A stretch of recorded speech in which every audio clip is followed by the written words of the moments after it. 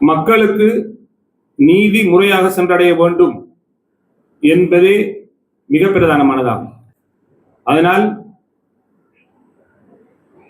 நீதிமன்றங்களின் செயற்பாட்டை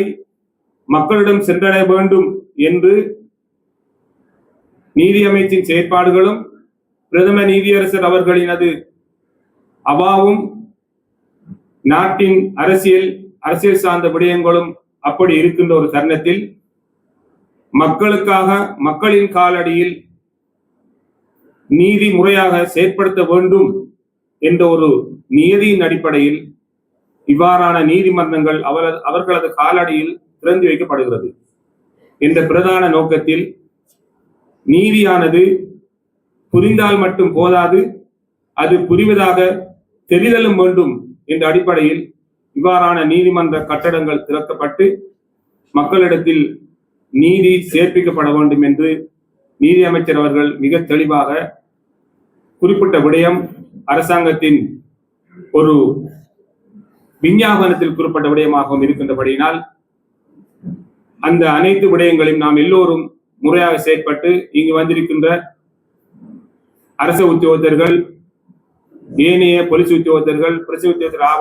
ஆகிய அனைவரும் மக்களுக்காக தங்களது அனைத்து காரியங்களையும் செயற்படுத்த வேண்டும் என்று கூறி வாய்ப்பளித்த உங்கள் அனைவருக்கும் நன்றி கூறி விடைபெறுகின்றேன். நன்றி. மக்களுக்கு நீதி முறையாக சென்றடைய வேண்டும் என்பதே மிக பிரதானமானதாகும். அதனால் நீதிமன்றங்களின் செயற்பாட்டை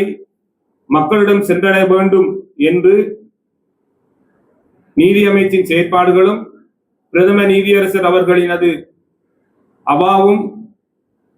நாட்டின் அரசியல் சார்ந்த விடயங்களும் அப்படி இருக்கின்ற ஒரு தருணத்தில்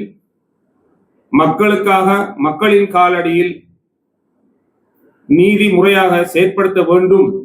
என்ற ஒரு நியதியின் அடிப்படையில் இவ்வாறான நீதிமன்றங்கள்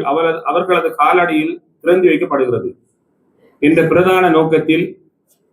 நீதியானது புரிந்தால் மட்டும் போதாது, அது புரிவதாக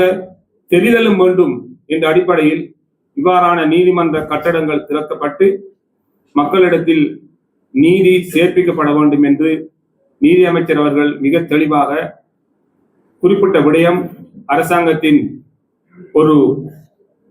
விஞ்ஞாபனத்தில் குறிப்பிட்ட விடயமாகவும் இருக்கின்றபடியினால்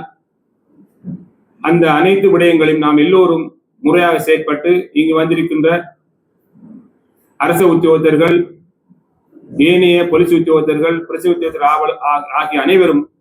மக்களுக்காக தங்களது அனைத்து காரியங்களையும் செயற்படுத்த வேண்டும் என்று கூறி வாய்ப்பளித்த உங்கள் அனைவருக்கும் நன்றி கூறி விடைபெறுகின்றேன். நன்றி.